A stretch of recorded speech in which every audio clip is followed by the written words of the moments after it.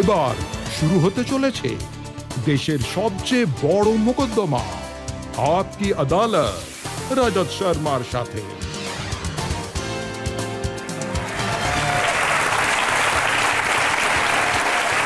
নমস্কার, আপকি আদালতে আপনাদের স্বাগত জানাই। Thank you very much. Thank you. তো আসুন শুরু করা যাক আপকি আদালতে আজকের বিচার প্রক্রিয়া। আজকের এই মামলাটা একটু আলাদা। এটা একটা ট্রিবিউট, একটা শ্রদ্ধাঞ্জলি সেই মানুষগুলোকে, সেই নির্দোষ অসহায় মানুষগুলোকে যাদের পাকিস্তান থেকে আসা জঙ্গিরা গুলি করেছে। আজ আমাদের শো ডাক দিচ্ছে আমাদের আর্মড ফোর্সদের, যাদের ওপর দায়িত্ব রয়েছে, যারা এই জঙ্গিদের এবং তাদের মালিকদের ধূলিসাৎ করে। আজ এই শোতে প্রচেষ্টা করব সেই সকল প্রশ্নের উত্তর খোঁজার যেগুলো পেহেলগাঁওয়ে হওয়া জঙ্গি মামলার পর উঠে এসেছে। আর এই স্পেশাল শোতে আমাদের অতীতেও খুবই স্পেশাল, ইনি ইসলামিক বিশেষজ্ঞ, হিন্দু ধর্মগ্রন্থগুলিরও জ্ঞান রাখেন, রাজনীতিতে এনার বহু বছরের অভিজ্ঞতা রয়েছে। উনি একজন লেখক, একজন মোটিভেটর, আর এই মুহূর্তে উনি বিহারের রাজ্যপালের দায়িত্বে রয়েছেন। প্লিজ ওয়েলকাম আরিফ মোহাম্মদ খান।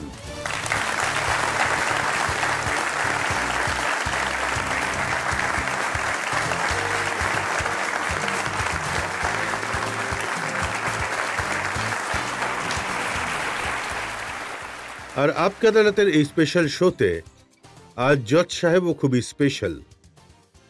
উনি আমাদের দেশের বাহাদুরি এবং অসীম সাহসের এক জীবন্ত উদাহরণ। উনি রণনীতি তৈরি করেন, ইন্ডিয়ান এয়ারফোর্সের উনি চিফ ছিলেন আগে। Please welcome retired air chief marshal RKS Bhadoria.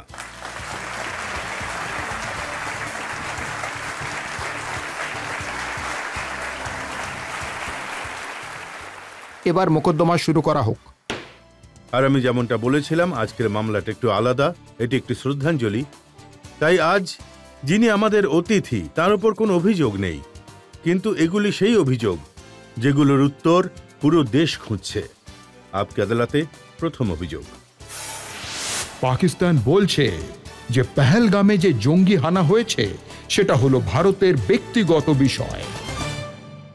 Arif সাহেব, ওই মেয়েটির ছবি আমার চোখের সামনে থেকে সরাতে পারছি না। মাত্র 6 দিন আগে বিয়ে হয়েছিল, বিয়ের রেশ তখনও যায়নি, আর নিজের স্বামীর মৃতদেহের পাশে বসে আছে শুধু এই কারণে যে ও হিন্দু ছিল। ওর স্বামীকে তার ধর্ম জিজ্ঞেস করেছে, তারপরে পয়েন্ট ব্ল্যাক রেঞ্জ থেকে গুলি করেছে। লোকে জিজ্ঞেস করছে যে এটাই কি ইসলাম? পেহেলগামে যা ঘটেছে সেটা এতটাই দুঃখজনক ব্যাপার। ছবিগুলো তো আমি দেখেছি, কিন্তু গত পরশু আমি কানপুরে ছিলাম, শুভমের বাড়ি গিয়েছিলাম। তার বিয়ে এই 1.5-2 মাস আগেই হয়েছিল। ওর স্ত্রী, ওর মা, ওর বাবা, ওর পরিবার, ওর শ্বশুর বাড়ির লোকজন, সবার ক্ষেত্রেই নিজের ওপরের সংযম রাখাটা একটু কঠিন হয়ে পড়ছিল। ঠিক সেইভাবেই ইন্দোরের সুশীলের নাম উঠে এসেছে। সবাইকে বলা হয়েছিল কলমা পড়ো, আর কলমা না পড়তে পারলেই সোজা মাথায় পয়েন্ট ব্ল্যাক রেঞ্জ থেকে গুলি। যদি ওরা এটা জিজ্ঞেস না করত যে কলমা পড়ে শোনাও, তুমি কি হিন্দু নাকি তুমি মুসলমান, এটা যদি জিজ্ঞেস না করতো তাহলে আমি খুবই আশ্চর্য হতাম। কারণ ওদের এখানকার যে স্ট্র্যাটেজি সেটা এটা নয়, মানে ওদের যে ধারণা ছিল সেটা, সেই ভুল ধারণাটার ওদের মধ্যে নেই যে ভারতকে যুদ্ধে হারাতে পারবে। বরঞ্চ ওরা তো সন্ত্রাসবাদকে নিজেদের দেশের নীতির একটা অংশ বানিয়ে ফেলেছে। আর সন্ত্রাসবাদের এটাই হলো একমাত্র উদ্দেশ্য, হাজার হাজার আঘাত করা, এবং আঘাত হানার একটা খুব কার্যকরী উপায় হলো যে ভারতের যে কোনো উপায় ইন্টারনাল ডিস্টারবেন্স, মানে যাতে আমরা একে অপরের সাথে লড়াই করতে থাকি, এই পরিস্থিতি তৈরি করা হোক যাতে ভারত ভেতরে ভেতরে একেবারে দুর্বল হয়ে পড়ুক। ইসলামের নামে, ধর্মের নামে ওরা নিজেদের দেশ তৈরি করেছে। সেই দেশ 25 বছরও একসাথে থাকতে পারেনি। তাই এই যে পাকিস্তানের যে দৃষ্টিভঙ্গি ছিল সেটা ওদের ব্যর্থতা ছিল নাকি ইসলামের ব্যর্থতা ছিল, এই একটা প্রশ্ন আমি নিজেকে করছি। তখন ওরা শুধুমাত্র অর্ধেক দেশই হাতছাড়া করেনি, 90,000-এরও বেশি পাকিস্তানিদের আমরা খাঁচায় বন্ধ করে নিয়ে এসেছিলাম, যাদের সিমলা অ্যাকর্ডের পর মুক্ত করা হয়েছিল। 1988-তে জেনারেল জিয়াউল হক, এদের এই পাকিস্তানে একটা অফিসার ট্রেনিং সেন্টার রয়েছে, সেখানে যারা মুখ্য জেনারেলরা ছিল তাদের সামনে উনি একটা ভাষণ দিয়েছিলেন 1988-তে। আর উনি বলেছিলেন যে এতদিন পর্যন্ত যে আমরা উত্তরাধিকার হিসেবে যুদ্ধ করে আমাদের যা লক্ষ্য সেটা পাওয়ার চেষ্টা করেই চলেছি, সেটা কিন্তু ব্যর্থ হয়েছে। এবার আমাদের রণনীতি পাল্টাতে হবে। আর এটা আমি আপনাকে একদমই ইন্টারনেটে এটা পাওয়াও যায়, যে কোনো জায়গা থেকে আপনি বার করতে পারেন। জিয়াউল হকের স্পিচ, উনি বলেছিলেন যে এবার আর আমরা যুদ্ধ করব না, আমরা এবার হিন্দুস্তানের ওপর 1000টা আঘাত করব। We have to inflict 1000 wounds। আমাদের সহস্র দিক থেকে ভারতবর্ষকে আহত করতে হবে, যাতে ভারতবর্ষের রক্তক্ষয় হয় আর ভারতবর্ষ পুরোপুরি দুর্বল হয়ে যায়। এবার যে ঘটনাটা ঘটেছেন আরিফ সাহেব, সেটা জনগণের মন ভেঙে দিয়েছে। মানুষ খুবই কষ্ট পেয়েছেন।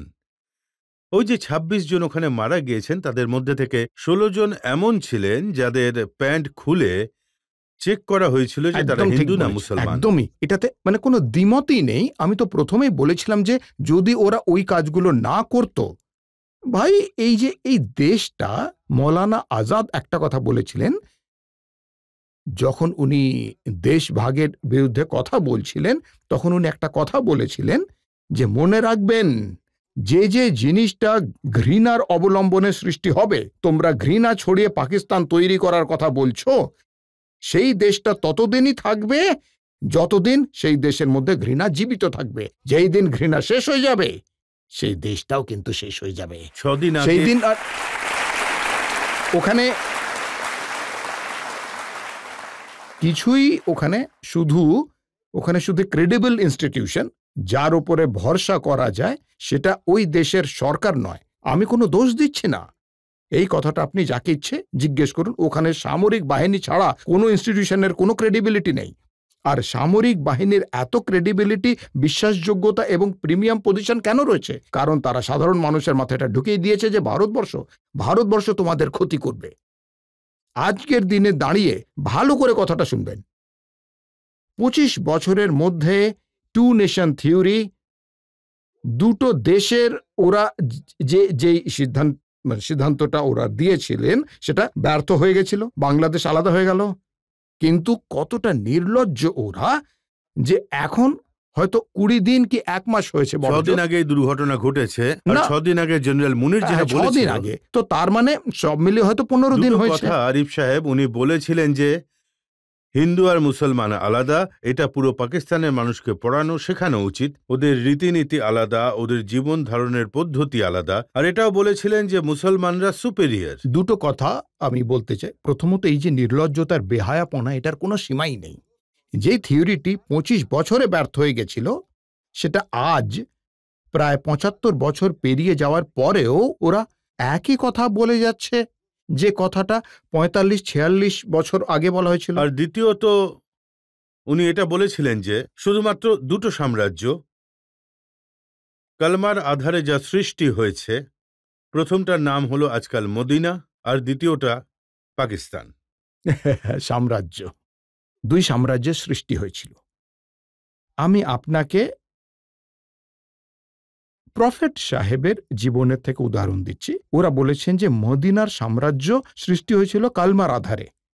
মক্কায় প্রফেট সাহেবের থাকাটা দুর্বিষহ হয়ে উঠেছিল, এতটা অত্যাচার ওনার উপরে, ওনাকে মারার প্রচেষ্টা করা হয়েছিল। আর যখন উনি মক্কা থেকে বেরিয়ে চলে যাচ্ছিলেন আর বাইরে এসে পাহাড়ের ভেতরে গুহার মধ্যে লুকিয়েছিলেন, কারণ ওনার পিছু নিয়েছিল অনেকেই, ওনাকে খোঁজা হচ্ছিল। যখন উনি নিশ্চিন্ত হলেন যে তারা সবাই চলে গেছে, তখন উনি বাইরে আসলেন, যেখানে ওনার জন্ম হয়েছিল, যে শহরে, সেদিন নিজের দৃষ্টি দিলেন, একটা দীর্ঘ নিঃশ্বাস নিলেন আর বলেছিলেন, মক্কা মানে নিজের জন্মভূমির প্রতি যে ভালোবাসাটা থাকে, মক্কা পৃথিবীতে সব থেকে ভালো, আমি শুধু তোমাকেই বাসি, আমি তোমায় ছেড়ে কোনোদিনও কোথাও যেতে চাই না, কিন্তু তোমার এই সন্তানেরা আমাকে এখানে থাকতেই দিচ্ছে না। তো উনি বাধ্য হয়ে গেছিলেন নাকি সাম্রাজ্য সৃষ্টি করতে গেছিলেন? এবার আপনাকে দ্বিতীয় প্রশ্নটা করছি, কোনোদিন কি এমন কোনো সাম্রাজ্য হতে পারে যেখানে মানে আপনি সেনাবাহিনী ছেড়ে দিন কিছুক্ষণের জন্য, পৃথিবীতে এমন দেশ আছে যেখানে সেনাবাহিনী নেই, কিন্তু পুলিশ ছাড়া কি কোনো সাম্রাজ্য চলতে পারে? হ্যাঁ, স্টেট এক্সচেকার ছাড়া কি অর্থকোষ চলতে পারে বলুন? কেউ কি কোনো বই থেকে এটা প্রমাণ করতে পারবে যে মদিনাতে প্রফেট সাহেব আসার পরে সেখানে পুলিশ ফোর্সও ছিল? কেউ দেখাতে পারবে যে স্টেট এক্সচেকার ছিল, যাকে বাইত উল মাল বলা হয়, যেখানে সারপ্লাস ধন সংরক্ষিত করা হয়, সেটাও প্রফেট সাহেবের মৃত্যুর মানে অন্তত কিছু না হয়ে থাক 4 থেকে 5 বছর পরে দ্বিতীয় খালিফার সময় যখন কিছু এমন ধন সম্পদ এসেছিল যা সারপ্লাস ছিল, তখনই প্রথম সেটাকে কোথাও সংরক্ষিত রাখার কথা ভাবা হয়। সাম্রাজ্য কাকে বলে? যার যখন মর্জি হলো সে সেই রকম শব্দ ব্যবহার করছে, মানে আপনি নিজেই ভেবে দেখুন, যার ইতিহাসের জ্ঞান নেই, সে নাই থাকতে পারে, কিন্তু অন্তত পৃথিবীর কাছে তো এটা বলবেন না বা প্রকাশ করবেন না যে আপনি ইতিহাসের বিষয়ে কিছুই জানেন না। কিন্তু গত 1.5-2 বছরের মধ্যে পাকিস্তানের রাজপথে এই প্রথমবার পাকিস্তানের আর্মির বিরুদ্ধে প্রদর্শন একের পর এক হয়ে চলেছে।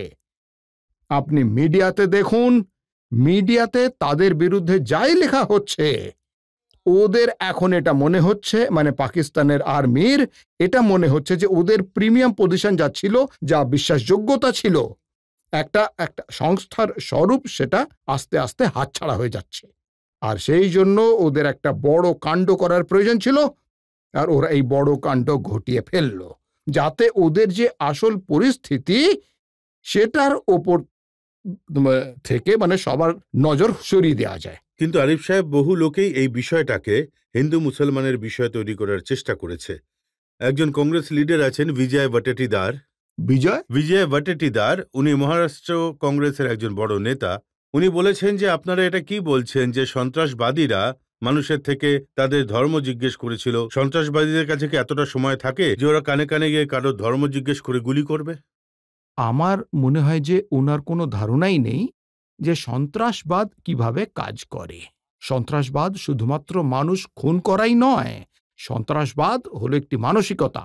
সন্ত্রাসবাদ ইজ ডিসরাপশন বলে আমরা যেটা জানি, ভেতর থেকে ধ্বংস করা। আমরা খোলাখুলি তোমাকে হারাতে পারবো না, সেই জন্য আমরা লুকিয়ে লুকিয়ে তোমার উপরে হামলা করব। যখন আমরা তোমার উপরে লুকিয়ে আক্রমণ করব, তো তার মধ্যে এটাও যুক্ত রয়েছে যে যদি আমাদের পক্ষে সম্ভব হয় তাহলে আমি তোমাদের সমাজকে টুকরো টুকরো করে ভেঙে দেব, তছনছ করে দেব। হয়তো ওনার এই বিষয়ে কোনো ধারণা নেই যে সন্ত্রাসবাদ ঠিক কিভাবে কাজ করে। যেটা রবার্ট ওয়াড্রা তো রাজনীতি করেন না, কিন্তু একটা বড় পরিবারের জামাই উনি। ওনার বক্তব্য আমি পড়েছি, খুবই দুঃখজনক ছিল সেটা। উনি এক্স্যাক্টলি কি বলেছেন সেটা আপনাকে বলছি। উনি বলেছেন যে মুসলমানরা নিজেদের আন্তরিকভাবে দুর্বল মনে করে, পহেলগাঁওয়ে মানুষদের খুন করে সন্ত্রাসবাদীরা মোদির কাছে বার্তা পাঠিয়েছে যে তুমি দেশটাকে ভাগ করে দিয়েছো। খুবই লজ্জাজনক যদি এরকম কথা কেউ বলে থাকেন। এটা পুরো দেশের বিরুদ্ধে একটা ষড়যন্ত্র, আর এটার পরিকল্পনা এখন থেকে শুরু হয়নি, কিন্তু এখন তো শুধুমাত্র এর মধ্যে একটা নতুন অংশ যুক্ত হয়েছে। আর সেই অংশটা হলো যে এই প্রথমবার পাকিস্তানি আর্মির বিরুদ্ধে সাধারণ মানুষের জনরোষ রাস্তায় নেমে পাবলিক জায়গায় দেখা গেছে গত 1-1.5 বছরে। এইটাই নতুন অংশ। শুধুমাত্র ওখানের এই মুহূর্তে যিনি ফৌজের জেনারেল, যিনি মানে সেনা প্রমুখ, উনি নিজের সিংহাসনটা টলে যেতে উনি দেখছেন, শুধুমাত্র নিজেরটাই ওনার নজরে পড়ছে না, উনি এটা দেখতে পাচ্ছেন যে পাকিস্তানে যে প্রিমিয়াম স্ট্যাটাস ছিল সামরিক বাহিনীর, কখন আপনি শুনেছিলেন গত মানে যবে থেকে পাকিস্তান তৈরি হয়েছে তারপর থেকে যে কোনো আর্মি জেনারেলের বিরুদ্ধে মানে বলছি যে কোনো জেনারেলের বিরুদ্ধে মানুষরা কথা বলছে, আর্মির বিরুদ্ধে কোনোদিনও কেউ কথা বলেনি। আজ আর্মির বিরুদ্ধে ওখানকার মানুষেরা কিন্তু কথা বলছে। ধরে নিচ্ছে আর্মির বিরুদ্ধে ওখানকার লোকেরা বিরক্ত হয়েছে, তাহলে ওর এই মোল্লা মুনির হওয়া প্রয়োজন কি ছিল? সেই কারণেই তো মোল্লাগিরি করবেন। এখন জিন্নার বিষয় আপনি পড়ে নিন, আমি কাউকে দোষ দিচ্ছি না। যে প্রেয়ারটা হয়, যেটাকে নামাজ বলা হয় বা সালাহাতি বা নামাজ বলা হয়, সেখানে কোরআনের শুধুমাত্র একটাই লাইন পড়ার প্রয়োজন রয়েছে, আল ফাতিহা। সেটা লেখা আছে, আপনি চাইলে পড়ে নিন। পাকিস্তান তৈরি হওয়ার আগে জিন্নাহ সেটাও জানতেন না, তাও ওখানে এক উসমানী সাহেব ছিলেন মৌলানা, তার দোয়ায় উনি শিখেছিলেন। তো ওনার মোল্লা জিন্নাহ হওয়ার কি প্রয়োজন ছিল? হ্যাঁ, মোল্লাগিরি শুধুমাত্র তারাই করে, ভুল ব্যবহার শুধুমাত্র তারাই করে যারা ধর্মের অন্তরঙ্গ বিষয় অবগতই নন। দুর্ব্যবহার সেই ব্যক্তিরাই করেন। আরে ভাই, পৃথিবীতে কোথাও এমন সামরিক বাহিনী নেই যেই বাহিনী, মানে দেশে দেশে জেনারেল স্টোরও তারা চালায়, ফ্ল্যাটও তারাই বানায়, মলও তারাই বানায়, মানে পৃথিবীর সব যত রাজ্যের কাজ তারাই করে, শুধু সেই কাজটা বাদ দিয়ে যেটার জন্য তাদের মাস মাইনে দেওয়া হয়। আমি তো এটাও শুনেছি যে ওরা পাশে এগ্রিকালচার ল্যান্ড নিয়েছে, যে সামরিক বাহিনী চাষবাসও করবে। সব কাজের দায়িত্বে ওনারাই আছেন, সরকারও ওনারাই বানান, সরকারও ওনারাই চালান। আর তারপর বিরক্ত হলে, মানে ওরা যাকে সরকারে নিয়ে আসে তাকে যদি পছন্দ না হয় তখন তাকে সরিয়েও ওনারাই দেন, সবকিছু ওনারাই করেন। আর ওদের এই গেমটা এবার এক্সপোজ হয়ে গেছে। এটা এর আগে কোনোদিনও আর্মির বিরুদ্ধে হয়নি। আমাকে বহু মানুষ জিজ্ঞেস করেছে যে এই কলমা জিনিসটা কি, কেন জেনারেল মুনির কলমার কথা বলেছিলেন, কেন সন্ত্রাসবাদীরা কলমা পড়তে বলেছিল। এটা জেনারেল মুনিরকেই জিজ্ঞেস করুন যে এই কালমা, মানে এটা সত্যি যে সত্যি কালমা পড়া হয়, কিন্তু এই কালমা যেভাবে করে পড়া হয় সেটা কোরআনে কোথাও নেই। ওনাকে জিজ্ঞেস করুন, উনি জানেনই কথাটা।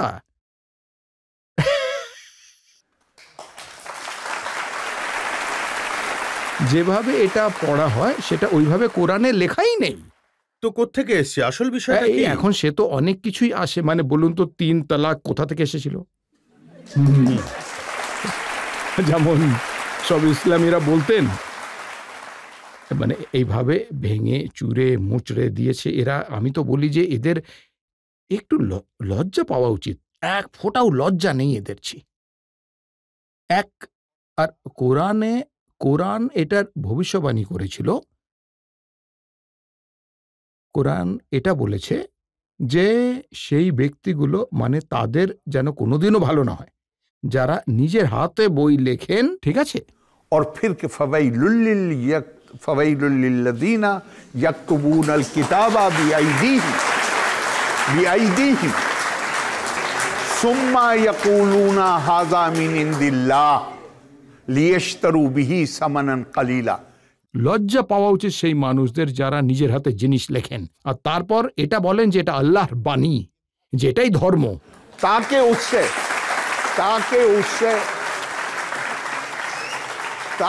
उससे लियश्तरू बिही समनन कलीला, যাতে সেই বিষয়টার ফায়দা পুরো পৃথিবী লুটতে পারে। আর শুধু এইটুকুই বলেনি, এরপরেও আরো বলেছে যে বিচারের দিনে, বিচার মানে বুঝছেন তো, উপরওয়ালার কাছে যেদিন জবাবদিহি করতে হবে, প্রফেট সাহেব নিজেই খোদার কাছে আরজি জানাবেন, নালিশ করবেন যে হে আল্লাহ, এই আমার ধর্মের লোক এরা কোরআন শরীফকে फुलिश नॉन्स या रब्बी इन्ना कौमी तखजु हाजल कुरान महजूरा, এরা কোরআনকে, উটকে যখন আরবিরা কাটে তখন প্রথমে ওর 4টে পায়ে দড়ি বেঁধে, ওটা তো অনেক বড় প্রাণী, তাই দড়ি বেঁধে সেটাকে শুইয়ে দেয়, সেই অবস্থাটাকে হালাতে মেহজুরি বলা হয়।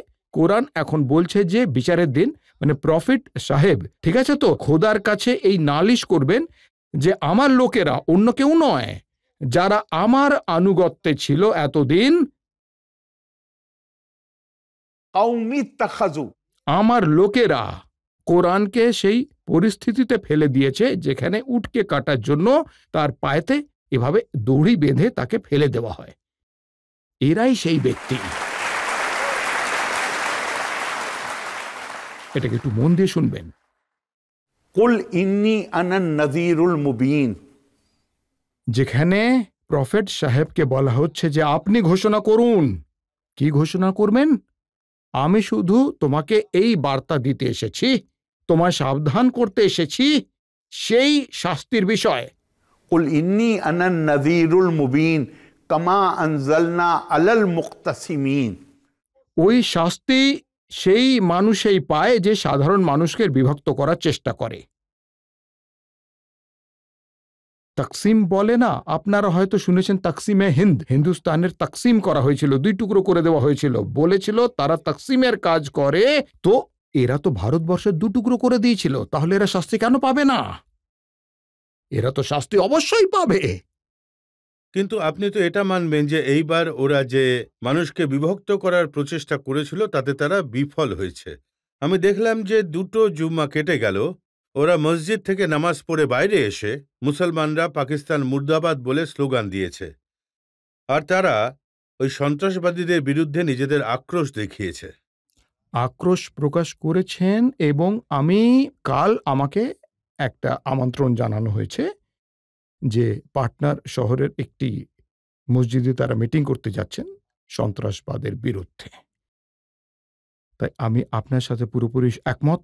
মানুষদের দেখুন, এটা কথিত আছে যে কিছু মানুষকে সারা জীবনের জন্য বোকা বানানো সম্ভব, আর বলতে গেলে সব মানুষকে শুধু কিছুক্ষণের জন্য বোকা বানানো সম্ভব, কিন্তু সবাইকে সারা জীবনের জন্য বোকা বানানো সম্ভব নয়। কোরআনে একটা কথা বলা হয়েছে, ওয়ামা তাফাররাকু ইল্লা মিন বাদি জাআহুমুল ইলমু বাগিয়াম বাইনাহুম। ঝগড়া কখনো রিলিজিয়ন নিয়ে আজ অবধি হয়নি। ঝগড়া ঝামেলা হয় স্বার্থের কারণে। আরিফ সাহেব, আমি একটা ব্রেক নিয়ে নেব, আর ব্রেকের পর আপকে আদালতে অভিযোগ আর প্রশ্নের ঝড় চলতে থাকবে। কুরআন এটা বলে যে তার মর্জি ছাড়া একটি পাতাও নড়তে পারে না। তাহলে আল্লাহর নামে যখন দেশের 2 টুকরো হলো, তাহলে আল্লাহ কেন এসে বাঁচালেন না?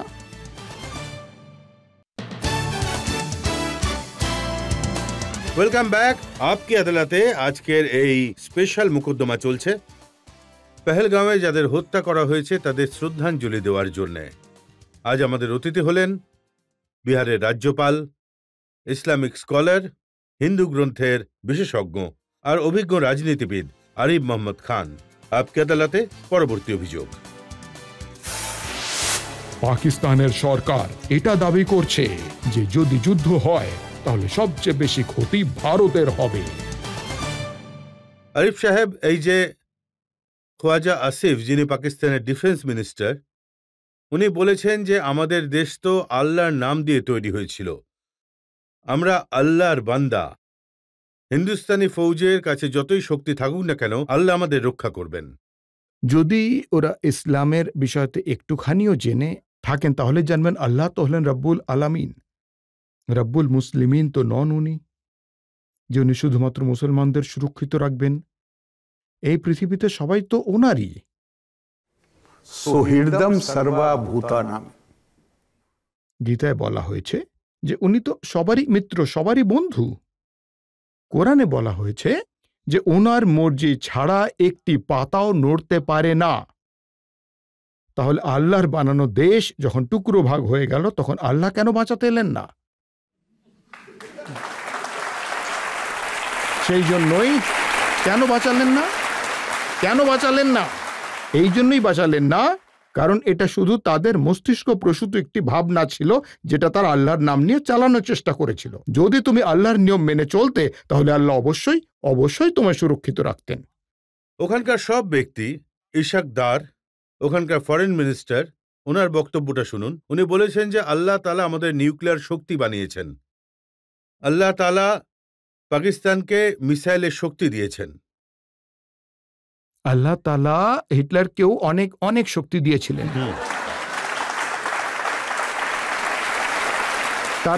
তারপর ওই হিটলারের কি পরিণতি হয়েছিল? আমি একটু আগেই আপনাকে কোরআনের কথা শুনিয়েছিলাম। যে দেশ ভাগাভাগির মানসিকতার উপর দাঁড়িয়ে আছে, তার জন্য কোরআনে সোজাসুজি নিয়ম লেখা আছে যে ওরা শাস্তি পাবেই, পৃথিবীতে কোনো শক্তি তাদের বাঁচাতে পারবে না। ওখানকার যিনি রেলওয়ে মিনিস্টার, যদিও রেলওয়ের ডিফেন্সের সাথে কোনো লেনাদেনা নেই, তা উনি বলছেন যে আমাদের যে মিসাইল আছে তার নাম হলো গৌরী, শাহিন, গজনভি, এগুলো সব আল্লাহর মিসাইল, আর এগুলোর মুখ ভারতের দিক করে রাখা আছে। পাকিস্তানের খুব নাম করা এক বুদ্ধিজীবী উনি বলেছিলেন এই গজনভি আর গৌরী তোমাদের আত্মীয় হন নাকি? এটা আমি বলছি না। উনি বলেছিলেন যে আরে ভাই, এরা তো অন্যদের উপর যতটা অত্যাচার করেছে আমাদের উপরেও ততটাই অত্যাচার করেছিল। আর উনি খুব নামকরা বুদ্ধিজীবী, ওখানকার একজন বড় পাবলিক ইন্টেলেকচুয়াল। তো এটা ওনার ইউটিউবে যে প্রোগ্রাম চলে সেখানেই উনি বলেছেন। ওনার আমাদের সাথে সম্পর্ক, উনি বলেছিলেন যে ভাই কোন বেচারা ওখানকার কিছু পাঞ্জাবি নাম উনি নিয়েছিলেন, না হয় এদের নামই নামকরণ করতে কিছু জিনিসপত্র করে দিতে। কিন্তু তুমি নিজেকে সেই জায়গার সাথে জুড়তে চাও যেখানকার সাথে তোমার দূর দূর অবধি কোনো সম্পর্কই নেই। আর রেলওয়ে মিনিস্টার বলছেন যে আমাদের কাছে 130টা নিউক্লিয়ার বোম আছে। এটা ভালো কথা যে উনি গুনে রেখেছেন। হ্যাঁ, খুবই ভালো কথা। কোন দেশের রেলওয়ে মিনিস্টার কি করে জানবেন যে কটা নিউক্লিয়ার মিসাইল আছে?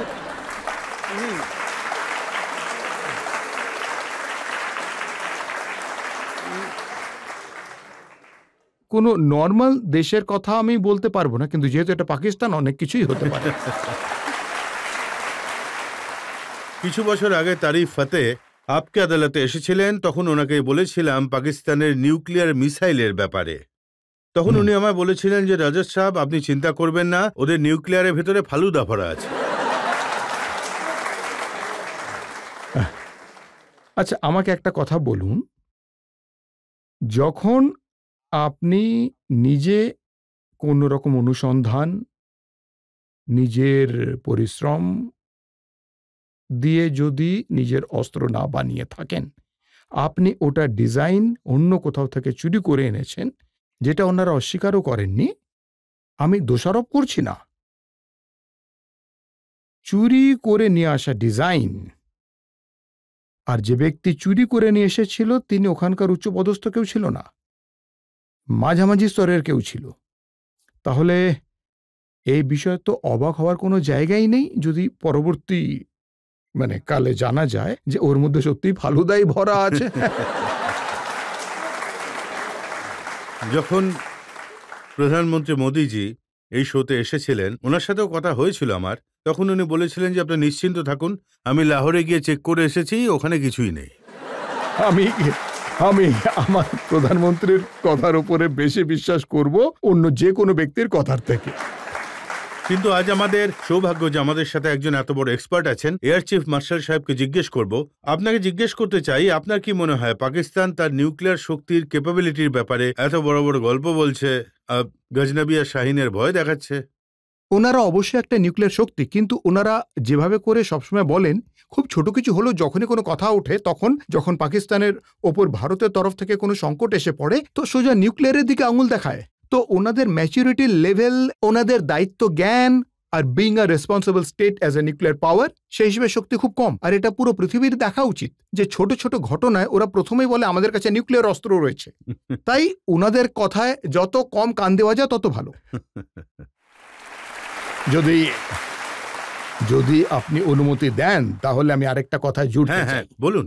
যে মজার ব্যাপার হলো যে ওনাদের যে কমেডি শোগুলো দেখানো হয়, সেখানেও আর আমাদের কাছে উনি একদমই ঠিক কথা বলেছেন মহামান্য জজ সাহেব আমাদের, যে ওনাদের মুখে সবসময় এই একটা কথাই লেগে থাকে যে আমাদের কাছে অ্যাটম বম রয়েছে। আজকাল সবচেয়ে চর্চিত বিষয় হলো ভারতবর্ষ যে সিদ্ধান্ত নিয়েছে জল বন্ধ করে দেওয়ার, আর ওখানকার প্রাইম মিনিস্টার বলেছেন যে আমাদের জল বন্ধ করে দেওয়া মানে হলো যুদ্ধ ঘোষণা করা। আর সবথেকে ইন্টারেস্টিং কথা বলেছেন বিলাওয়ার ভুট্টো। উনি বলেছেন যে সিন্ধু নদী সনাতনের প্রতীক, সিন্ধুর জল আটকে দেওয়া সনাতন ধর্মের বিপরীত। মোদি তো সনাতন ধর্মের এত অনুগত, তাহলে উনি কেন জল বন্ধ করছেন?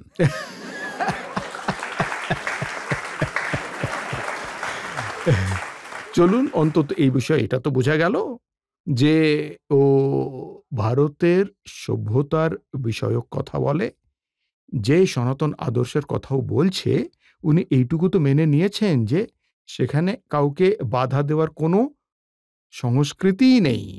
কিন্তু এখানেও আমি আপনাকে আরেকটা কথা বলছি যে অবশ্যই এই বিষয়ে কোনো সন্দেহ নেই যে ভারতের ট্র্যাডিশন, যে আপনি সনাতনের কথা বলুন, ভারতবর্ষের ট্র্যাডিশন বলুন বা সংস্কৃতির কথা বলুন, সেটি হলো শান্তির এবং অহিংসারই পরম্পরা।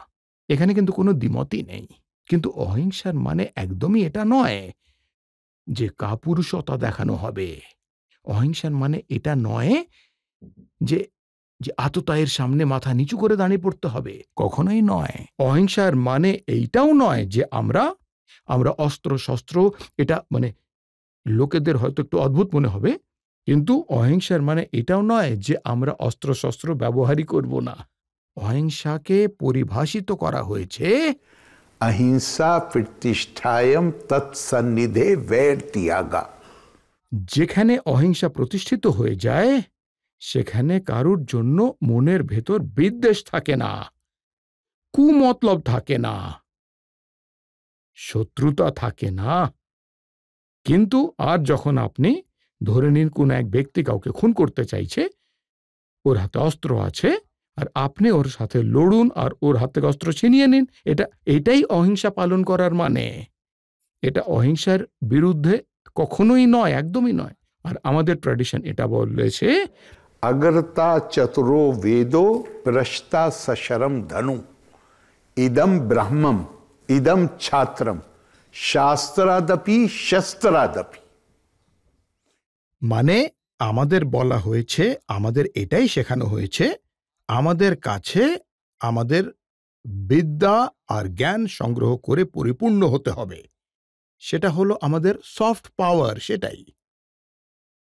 কিন্তু তারই সাথে পৃষ্ঠতা, মানে ঠিক তারই পেছনে শাস্ত্রের শক্তিরও প্রয়োজন রয়েছে। কিন্তু এটাই আপনার ট্র্যাডিশন, এটাই আপনার জীবনশৈলী। যদি আপনার ওপর আপনার জীবনশৈলীকে ধ্বংস করার জন্য যদি কেউ আপনার ওপর মানে কোনো আততায়ী যদি এগিয়ে আসে, তাহলে আমাদের বলা হয়েছে যে প্রথমে কথা শক্তি প্রয়োগ করো, ঠিক আছে তো, অপরপক্ষকে বোঝানোর জন্য। কিন্তু যদি অপর ব্যক্তি শুধু শক্তিরই কথা বোঝে আর কথার শক্তিকে মান্যতা না দেয়, তাহলে তোমার কাছেও সেই শক্তি থাকা প্রয়োজন যার সাহায্যে তুমি তাকে পেছনে ঠেলে দিতে পারবে আর নিজের রক্ষা করতে পারবে। নিজেকে রক্ষা করার জন্য তোমার কাছেও অতটা শক্তি থাকা প্রয়োজন। তো আমি এটা বিশ্বাস করি যে ইতিহাসে হয়তো আমরা কিছু ভুল করেছি, কিন্তু আজ আমাদের যতটা ক্ষমতা রয়েছে সেই হিসেবে আমরা আমাদের সুরক্ষার প্রস্তুতি নিয়ে রেখেছি। আমার মনে হয় যে আমরা প্রস্তুত। আর বলছি আরিফ সাহেব, আমরা এয়ার মার্শাল সাহেবকে জিজ্ঞেস করি যে আমাদের প্রস্তুতি কতটা বা কিরকম। আমরা পুরোপুরি প্রস্তুত, আর যতটা ওনারা ভাবছেন তার চেয়ে অনেক বেশি।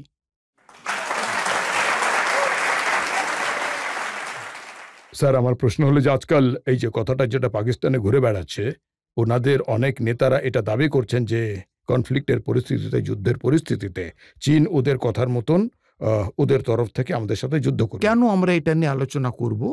প্রতিটা দেশে তাদের আলাদা আলাদা সমস্যা রয়েছে। তাদের সমস্যা তো মেটাতে পারছে না তারা, অন্যদের কেন পা ধরে টানাটানি করবে? কেন মাথা ব্যথা নেবে অন্যদের? এই বিষয়ে ওবেসি সাহেব একটা খুব ভালো কথা বলেছেন। উনি বলেছেন যে এরা ইসলামের কথা বলে কিন্তু চীনের সাহায্য চায়, সেই চীন যারা মুসলমানদের জোর করে শুয়োরের মাংস খাওয়ায়। এখন যখন ওয়েসি সাহেব বলছেন তখন এটা ধরে নেওয়া যায় যে উনি ভুল কথা তো বলবেন না। কিন্তু আমি আরেকটু কিছু বলতে চাই যে ওনারা কখনো এটা ভেবে দেখেন না যে ওখানে ওই একটা প্রভিন্স আছে, ওখানে কি জাতীয় অত্যাচার প্রতিদিন খবরের কাগজে ছাপা হচ্ছে। তো সেই বিষয়তে আসিফ মুনির সাহেবের ওদের ইসলামিয়াত নিয়ে কোনো চিন্তা হয় না যে কি ধরনের অত্যাচার করা হচ্ছে তাদের উপর? আসলে ওনাদের ধর্মটা হলো কনভিনিয়েন্সের ধর্ম। ওই ব্যক্তিদের ধর্মের মানে তো এটাই হলো যে এটা আপনার ভিতের বিষয়, যে दर्द दिल के वास्ते पैदा किया इंसान को, वरना तात के लिए कुछ कम न थे कर्मे। মানে গাছপালাও তার জন্য প্রার্থনা করছে। আমাদের মানে মানুষ হওয়ার মানেটাই হলো दिल बदस्त आवर के हज्जे अकबर अस्त, अज हजारा काबा यक दिल बेहतरस्त, काबा बुनियादे खलीले आदर अस्त, दिल गुजरगाहे जलीले अकबर अस्त। মানে যে কোনো একজনের মন জেতা সেটা কারো প্রাণ নেওয়ার মতো সহজ নয়। ধর্মের যেটা শিক্ষা আমরা পেয়ে থাকি সেটা হলো যে মানুষের মন জয় করো, আর একটা মন জয় করার মানে হলো একটা মন জেতা, যে মাহাত্ম্য জেতার হাজারবার হজ করার থেকেও সেটা কিন্তু অনেক প্রভাবশালী। আমি তো এটাই বলবো, আপনি যে কথাগুলো বলছেন, আপনি এখানে বসে সকল মানুষের মন জয় করছেন। আমরা একটা ব্রেক নিয়ে নেব, আর ব্রেকের পর আপকে আদালতে আরিফ মোহাম্মদ খানের ওপর মামলার পরবর্তী প্রক্রিয়া। পৃথিবীতে দেশ থাকে যার কাছে আর্মি থাকে, কিন্তু পাকিস্তানে একটি আর্মি আছে যার কাছে দেশ আছে।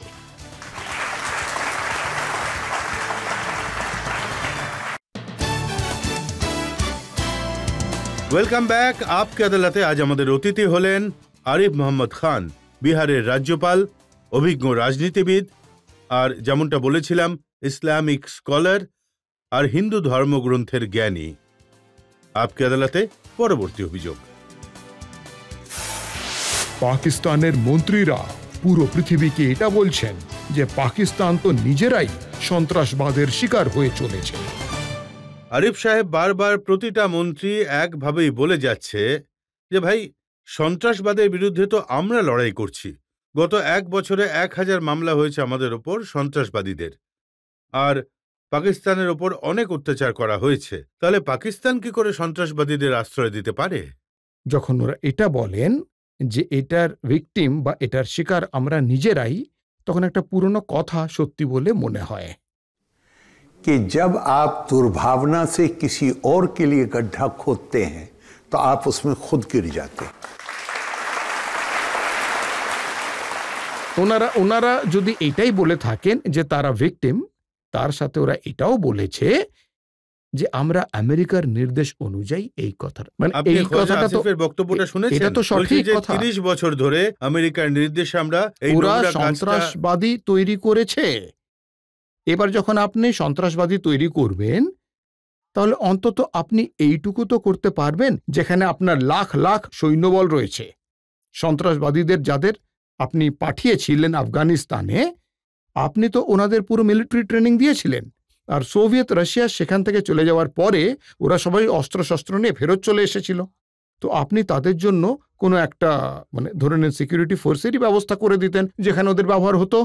আপনারা শুধুমাত্র ওদেরকে খোলাই ছেড়ে রাখেননি, তার সাথে আপনারা তাদের ইন্ধন জুগিয়েছিলেন যে তারা যাতে পাকিস্তান অকুপাইড কাশ্মীরের রাস্তা নিয়ে ভারতবর্ষের ভেতরে ঢুকে পড়ে, ঠিক আছে? আর এখন তারা সেই ঘটনাগুলোকে আবারও, আসলে মানুষজন যখন ঘটনা পুরনো হয়ে যায় তখন তার কথা ভুলে যায়। রুশ যখন আফগানিস্তান ছেড়ে চলে গিয়েছিল, তারপরে ওসামা বিন লাদেন সেই সময়ের তালিবান, কারণ আজকাল তালিবান বেশ অনেকটাই আলাদা, কিন্তু সেই সময় ও আফগানিস্তানে বসে, মানে কাবুলে বসে এই ঘোষণাটা করেছিল যে এখন আমাদের মুজাহিদিনের মানে হলো সন্ত্রাসবাদী। ওখানে মুজাহিদিন মানে এটা নয় যে নিজের সাথে লড়াই করে, ঠিক আছে? ওখানকার মানে হলো যে শত্রুকে চিহ্নিত করো আর তার সাথে লড়াই করো, তোমরা মারতে হবে তাকে ছল চাতুরি করে। সন্ত্রাসবাদী মানে তো এটা, আর তা না হলে তুমি ফৌজি নিয়ে এসে লড়াই করো। আজকাল তো আফগানিস্তানের সাথে লড়াই, এখন আফগানিস্তানের সাথে লড়াই করছে ওনারা। এই একই বিষয় তো উনি ঘোষণা করেছিলেন যে এখন আমি আমাদের মুজাহিদিনদের মুখগুলি কাশ্মীরের দিকে ঘুরিয়ে দিয়েছি। তো এটা মানে আমি এই প্রশ্নটা করছি না যে এটা পাকিস্তানের খুব নামকরা একজন সাংবাদিক, যার মানে যিনি একটি বইও লিখেছেন সন্ত্রাসবাদের ওপর, উনি নিজের বইতে লিখেছেন যে ভাই আপনারা যদি মনে করতেন যে এদের মনে একটু মানবিকতার সঞ্চার হোক, যাদের আপনারা সন্ত্রাসবাদী তৈরি করেছিলেন, যাদের আপনি অস্ত্র ব্যবহার করতে শিখিয়েছিলেন, তাহলে এদের জন্য একটা ফোর্স না হয় তৈরি করে ফেলতেন, এদের সেখানে চাকরি দিতেন। আর এখন আপনি ওদের ট্রেনিংও দিয়েছেন যে অস্ত্রগুলো আপনি দিয়েছিলেন সেটাও ওদের হাতেই রয়েছে, এখনো রয়েছে, তো কোথায় চালাবে? হতে পারে যে আপনিও ভিকটিম। আপনি এই কারণে ভিকটিম হয়েছেন কারণ আপনি গর্তটা অন্য কারোর জন্য খুঁড়েছিলেন, আর সেই গর্তে আপনি নিজেই ডুবে চলেছেন প্রত্যেক দিন। আর এই যে আরিফ সাহেব, পেহেলগাঁওয়ে যে হামলা হয়েছে তাতে মানুষের মন এত দুঃখে ভরে রয়েছে। ফারুক আবদুল্লাহ সাহেব, যিনি বহু বছর ধরে বলে আছেন পাকিস্তানের সাথে যুদ্ধ না করে কথাবার্তা বলা উচিত, উনিও আজ বলতে বাধ্য হচ্ছেন যে না, ইয়ে লাতোকে ভূত হ্যায় বাতোं से नहीं আমি मानेंगे। খুব খুশি হয়েছি ফারুক সাহেবের এই কথাটা শুনে। আর আমি আপনাকে সত্যি বলছি, আমার ঠিক এই মতামত ছিল আজকে নয়, বহু বছর ধরেই। যে আর আমার এই মতামতের কারণ এটা নয় যে আমি পাকিস্তানের আপামর জনসাধারণকে দোষ দিচ্ছি। আমি বারবার একটা বিষয়তেই তর্ক করেছি। যখন মাননীয় অটল বিহারী বাজপেয়ী পাকিস্তানে গেছিলেন আর আমাকেও সেখানে নিয়ে যাওয়ার জন্য যুক্ত করা হয়েছিল, তার আগে আমি যেতে চাইছিলাম না। আর আমি বলেছিলাম যে এটা আমার সময় এবং স্বাস্থ্যের অপচয়, এই সম্পর্কটা কোনোদিনও শুধরোতে পারবে না। ঠিক আছে? তো কেন শুধরোতে পারবে না? কারণ হচ্ছে, আমি এটা বলছি না যে ওখানকার জনসাধারণ সেটা চায় না।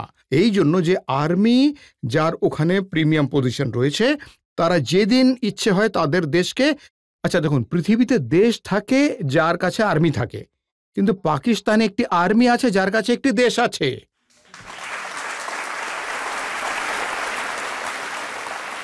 আর ওরা ওটাকে নিজেদের মর্জি মতো ব্যবহার করে। কারণ সত্যি কথা বলি, তাহলে ওদের ইম্পর্টেন্স শুধুমাত্র এটার উপরে থাকে যে আমাদের ভারত ধ্বংস করে দেবে, সেই জন্য আর্মিকে সবসময় শক্তিশালী করে রাখতে হবে। আর এখনই প্রথমবার ওরা এই ভয়টা পাচ্ছে, যখন রাজপথে সাধারণ মানুষ তাদের বিরুদ্ধে বেরিয়ে পড়েছে। তাই ওনারা এই পেহেলগাম চাইলে অন্য আরো কিছু করতে পারতেন। পেহেলগাম, আসিম মুনিরের ভাষণ, আর তারপরে এই পেহেলগামের ঘটনা। আর ওনার এই ভাষণে তিনটে কথাই বলা হয়েছিল, কাশ্মীরও ছিল, কলমাও ছিল, আর হিন্দুদের বিরুদ্ধে বার্তাও ছিল। আর এই তিনটে ব্যাপার প্রমাণিত। কিন্তু আমাদের দেশের মধ্যেও এমন কিছু ব্যক্তি রয়েছেন, কর্ণাটকের সিএম সিদ্ধারামাইয়া যথেষ্ট গুণী ব্যক্তি, অনেক অভিজ্ঞ রাজনীতিবিদ। ওনার মতামত হলো যে পাকিস্তানের সাথে কথোপকথন করা উচিত, যুদ্ধ করে কোনো লাভ হবে না। আমি তো এটাই বলবো যে উনি যদি কর্ণাটককে মন দিয়ে সামলান তাহলে সেটাই ভালো হবে। হ্যাঁ, মানে উনি যদি নিজের কর্ণাটককে সামলানোর দিকে মন দেন তাহলে ভালো। আপনি এত ভালো কথাগুলো বললেন, এবার আমি একটা প্রশ্ন ভাদুরিয়া সাহেবকে করতে চাই। আসাদুদ্দিন ওয়েসি একটা পরামর্শ দিয়েছেন। উনি বলেছেন যে আমরা দুবার ওদের ঘরে ঢুকে মেরে এসেছি, এবার ঘরে ঢুকে মারা উচিত হবে না, বরঞ্চ ঘরে ঢুকে কবজা করতে হবে। আমার মনে হয় এই কথাটার উপর একটু গুরুত্ব দেওয়া উচিত। এখন কিভাবে কবজা করতে হবে, কবে কবজা করতে হবে, সেটা এখনো সিদ্ধান্ত নেওয়া বাকি আছে। কিন্তু উনি যেটা বলতে চাইছেন আমার মনে হয় সেটা হলো যে আমরা আগে যা করেছি এবার তার চেয়ে অনেক বেশি কিছু করতে হবে। আপনি বলছেন আইডিয়াটা ভালো, আইডিয়াটা অবশ্যই ভালো, কিন্তু কবে করা হবে সেটা জানা নেই। হ্যাঁ বলুন।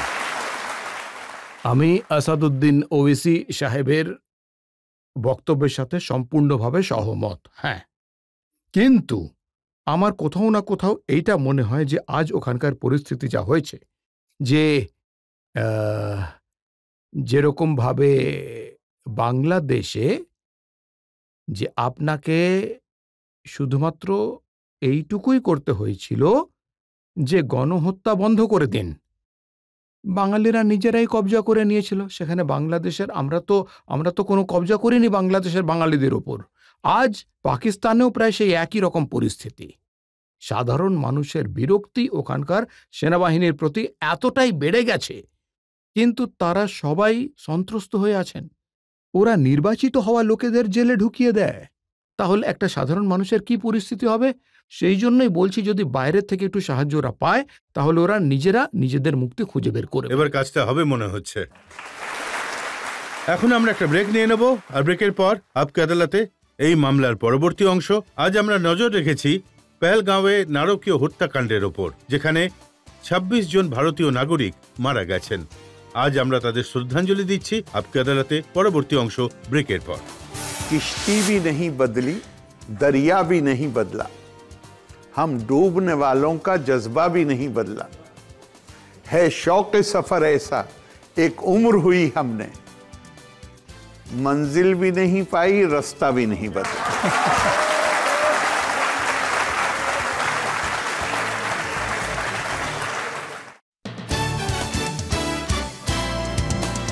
Welcome back. আপকে আদালতে আজ আমরা আলোচনা করছি পেহেলগাঁওয়ে হওয়া সন্ত্রাসবাদী হামলা নিয়ে, যে কারণে পুরো দেশে আক্রোশ ছড়িয়েছে, পুরো দেশ মর্মাহত। আমাদের সাথে রয়েছেন ইসলামিক স্কলার এবং হিন্দু গ্রন্থের জ্ঞানী আরিফ মোহাম্মদ খান, আর জজের আসনে আজ আমাদের সাথে আছেন air chief marshal RKS Bhadauria. আপকি আদালতে পরবর্তী অভিযোগ।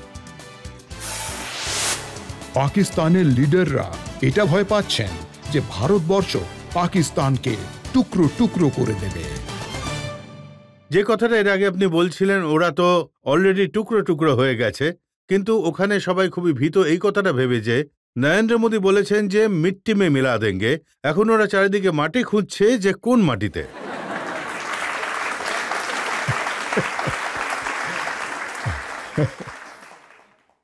না, যখন বলা হয় আমরা যখন ধূলিসাৎ করে দেওয়ার কথা বলি, তখন সব সময় খেয়াল রাখা উচিত যে বারবার একটা মানুষকে তার নিজের কর্মই ধূলিসাৎ করে থাকে। এই বিষয়ে আমাদের আলাদা কোনো ক্ষমতা নেই, কিন্তু আমাদের মাননীয় প্রধানমন্ত্রী যেটা বলতে চাইছেন সেটা হলো যে উনি বলছেন যে তোমরা যে কাজগুলো করছো, তোমরা মানুষের বিরুদ্ধে যে জঘন্য অপরাধ করে চলেছ, এই অপরাধ যেই করুক না কেন তাকে একদিন একদিন ধূলিসাৎ হতেই হবে, আমার দৃঢ় বিশ্বাস। আর দেখুন, এমন অনেক ঘটনা ঘটে যেগুলো আমাদের নজরে রাখতে হবে। এই যে পাকিস্তানের সামরিক বাহিনী, এদের ইতিহাসের উপর একবার তাকিয়ে দেখুন। 1965-তে ওনারা বলেছিলেন যে ওনারা মানে কুচকাওয়াজ করতে করতে ওনারা দিল্লি জিমখানাতে আসবেন আর চা খাবেন। কি অসাধারণ কথা বলেছিলেন আমাদের সেই সময়কার প্রধানমন্ত্রী লাল বাহাদুর শাস্ত্রী। উনি বলেছিলেন যে সর্দার আইয়ুব একজন গুরুত্বপূর্ণ ব্যক্তিত্ব, অনেক বড়সড় মানুষ একজন উনি। আমি এটা ভাবলাম যে উনি কেন কুচকাওয়াজ করার কষ্ট করবেন, আমরাই না হয় লাহোর অব্দি পৌঁছে যাচ্ছি। হ্যাঁ, আর তারপর আমরা তো সে জায়গা ছেড়েও দিয়েছিলাম। 1965-র পরে আমরা তো ওনাদের অনেকটা এলাকা কবজা করে নিয়েছিলাম। এইটা ওনাদের সামরিক বাহিনী। 71-এ তো প্রায় ওনাদের দেশই ধ্বংস হয়ে গেছিল। কিন্তু এটা হয়তো পৃথিবীর একমাত্র সামরিক বাহিনী যারা যুদ্ধের ময়দানে তো নয়, নিজেরই দেশকে বারবার সেটার উপর নিজেদেরই কবজা করতে হয়। হ্যাঁ হ্যাঁ, ঠিক। মানে নিজেদের দেশের উপর বারবার ওদেরই কবজা করতে হয়। এখন বারবার এটার প্রয়োজন কেন পড়ে? মাঝে মাঝে ওরা একটু সময় দিয়ে দেয় যারা যারা রাজনীতি করতে চায় তাদের।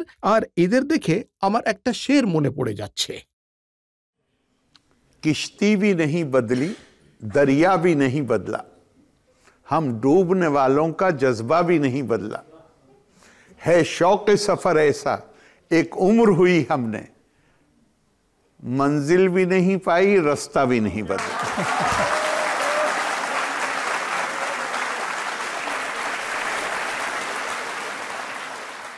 আমি তো পাকিস্তানের যেসব নিউজ চ্যানেল আছে, ইউটিউব চ্যানেল আছে, সেগুলো দেখতে থাকি। আর ওরা বলে যে নিজেদের সামরিক বাহিনী নিয়ে একজন বলছে যে আমাদের দেশের 82% লোক এটা বিশ্বাস করে যদি ভারতের সাথে যুদ্ধ হয় আমাদের সামরিক বাহিনী ভারতকে হারাতে পারবে।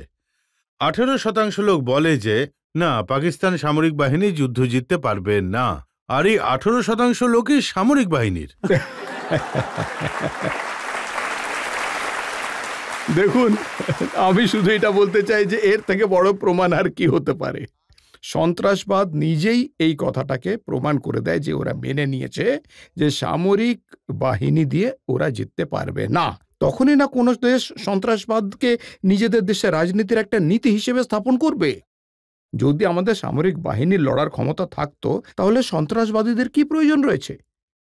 সন্ত্রাসবাদীদের সাহায্য তো আপনি তখনই নেবেন না যখন। আপনার কি মনে হয় না যখনকার সামরিক বাহিনী সন্ত্রাসবাদী? দুটো কোনো তফাৎ না, নেই। সেটাই তো দেখুন, ইনি কোনো ভুল কথা তো একেবারেই বলছেন না, তাই না? একেবারেই না। প্রথম সন্ত্রাসবাদ যা ঘটেছিল, যেটা হয়েছিল 1900 পাকিস্তানি রেডাররা যারা কাশ্মীরে এসেছিল 48-এ, আর সেই সময়কার একজন খুব পদস্থকারী অফিসার ছিলেন মেজর আকবর। বহু বছর ধরে পাকিস্তান তো ডিনাই করতে থেকেছিল, বলেছিল যে এটা তো কবাইলি মানুষ ছিল, মানে আদিবাসীরা ছিল যারা এসেছিল, আর ডিনাই করতে থাকছিল। কিন্তু মেজর আকবর নিজের বইতে এই কথাটি স্বীকার করেছেন যে ওনার রেগুলার সোলজারদেরকে আদিবাসী পোশাক পরিয়ে কাশ্মীরে ঢোকানো হয়েছিল। তার মানে ওরা নিজেরাই সন্ত্রাসবাদী পদক্ষেপ নিচ্ছিলেন শুরু থেকেই। আর ওখানে অদ্ভুত অদ্ভুত কথা হয়। একজন পাকিস্তানি জার্নালিস্ট আছেন, উনি দেখাচ্ছিলেন যে পাকিস্তানের যারা ফৌজি রয়েছে তারা একটা গান গাইছেন, তেরি মিট্টি মে মিল যাওয়া। তাতে উনি বলছেন যে অন্তত গানটা তো নিজের দেশের গাও, গানটাও তো তোমরা ভারতবর্ষের গাইছো। এটা শুধু ফৌজের সমস্যাই নয়, আপনারা ওনাদের যে কোনো প্রোগ্রাম দেখে নিন, যে কোনো একটা প্রোগ্রাম বেছে নিন, অদ্ভুত ব্যাপার ওনাদের ওখানকার যে ড্রামাগুলো হয়, যেটা আমাদের এখানেও বেশ পপুলার, সেখানেও যদি কখনো ওরা কোনো গান ব্যবহার করেন তাহলে সেটা ভারতীয়ই হয়। সেই জন্যই না, মানে আমি তো সত্যি অবাক হয়ে গেলাম যে একজন আমাকে একটি ক্লিপ পাঠিয়েছিল যে ওই বিয়ের রিসেপশন হয় তো ও সেখানে ওখানে ওয়ালিমা বলা হয়, মানে বিয়ে একদিন আগে হয়ে গেছে আর একদিন বা দুদিন পরে যে রিসেপশনটা হয়, তো ওই রিসেপশনের দিনে সব অতিথিরা এসেছেন কিন্তু বরবউ দুজনেই উধাও। তো সেই অতিথিরা যখন খাওয়া দাওয়া করে ফেলেছেন, তারপর ওরা বললেন যে বরবউর সঙ্গে একটু দেখা তো করে বেরোই। বাপ এলো, মানে বরের বাবা এলো, উনি ক্ষমা চাইতে শুরু করলেন। উনি বললেন যে হিন্দুস্তানি সিনেমা সবকিছু নষ্ট করে ফেলেছে, ওরা বাড়ির পেছনে একটা প্যান্ডেল দাঁড় করিয়ে সেখানে কি বিশাল কাণ্ড করছে না, ওরা আগুনের 7 পাক নিচ্ছে, রীতিমতো 7 পাক নিচ্ছে আগুনের।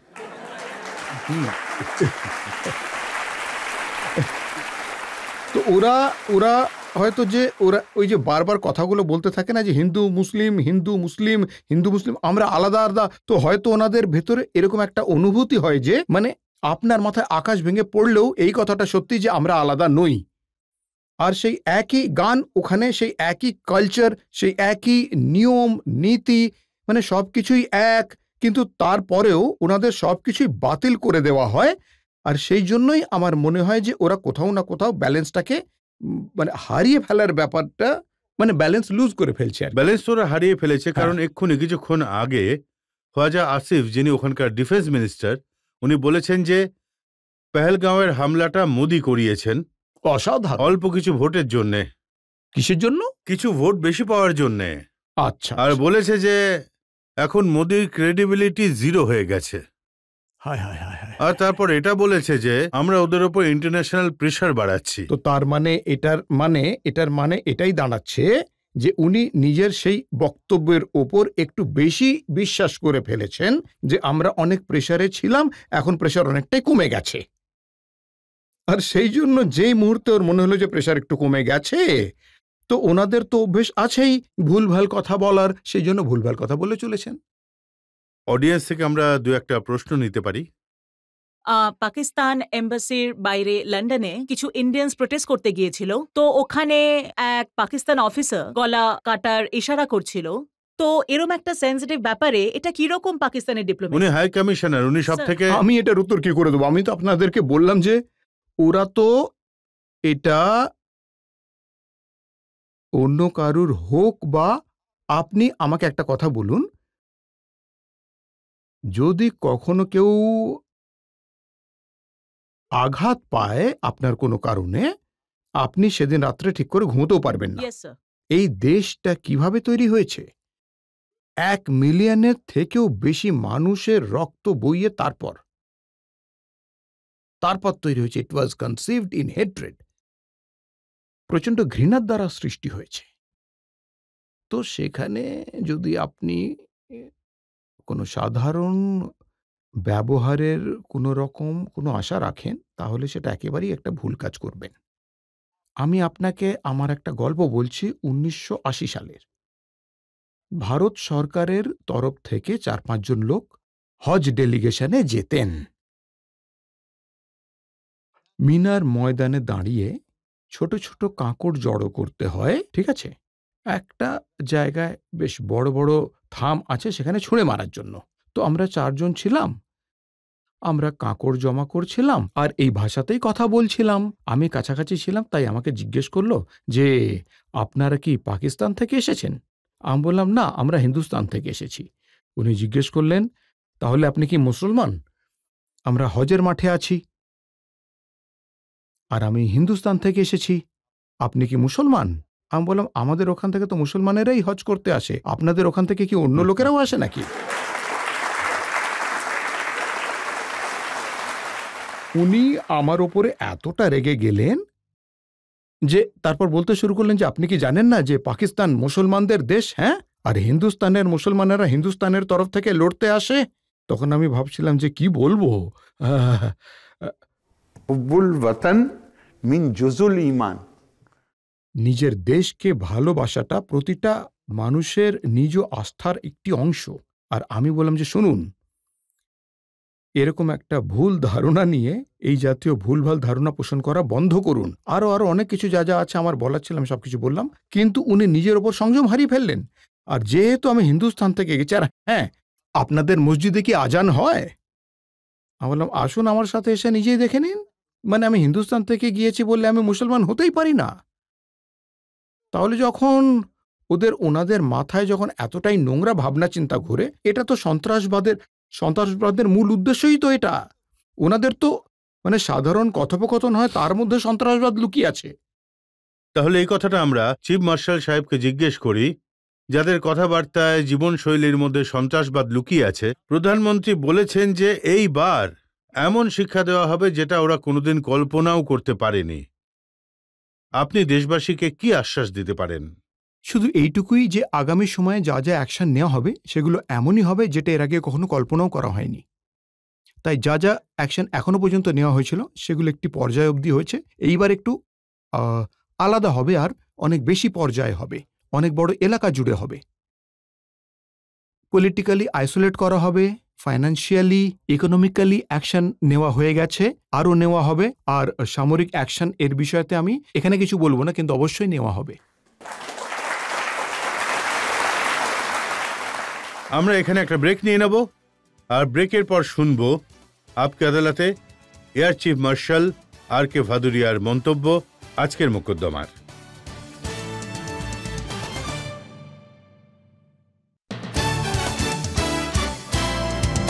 ওয়েলকাম ব্যাক আপকে আদালতে। আজ আমরা আলোচনা করলাম পেহেলগাঁওয়ে হওয়া সন্ত্রাসবাদী আক্রমণ নিয়ে, পাকিস্তানের হুমকি নিয়ে, পাকিস্তানের বারবার নিউক্লিয়ার বোম ফাটানোর হুমকি নিয়ে, আর ভারতের ওপরে লাগানো পাকিস্তানের অভিযোগ নিয়ে। এখন সময় হয়েছে আপকে আদালতে আমাদের আজকের জাজ এয়ার মার্শাল রিটায়ার্ড RK ভাদুরিয়ার রায়ের। গভর্নর আরিফ মোহাম্মদ খান মহাশয়, আজ খুবই গুরুতর অভিযোগগুলোর আপনি খুবই স্বচ্ছভাবে উত্তর দিয়েছেন আর কি, আর খুবই সরল ভাষায় আর খুবই স্পষ্টভাবে এই বিষয়টার সাথে জড়িত যে তথ্য রয়েছে, যে সত্য আছে, যা ইতিহাস আছে, তা সবার সামনে এনেছেন। আর এখন এই কথায় কোনো দ্বিমত নেই যে এইসবের কারণ আজ পাকিস্তানের সরকার আর পাকিস্তানের সামরিক বাহিনী সম্পূর্ণভাবে দায়ী। আর এটার উত্তর ওনাদের দিতে হবে, আর এটার শাস্তি ওনারা পাবেন। বিশেষত ইসলাম আর কোরআনের বিষয়তে যা আপনি আপনার জ্ঞান, আপনার ভাবনা চিন্তা আপনার খুবই আলাদা। আর এখন আমরা সহজে বুঝতে পারছি যে যেরকম সরলভাবে আপনি বলেছেন যে কোরআনের হিসেবেও এখন পাকিস্তানের সরকার আর পাকিস্তানি সামরিক বাহিনী এদের শাস্তি হওয়া উচিত। আশা করি যে সেরকমই হবে। আপনাকে সব অভিযোগের থেকে বেকসুর খালাস করা হচ্ছে।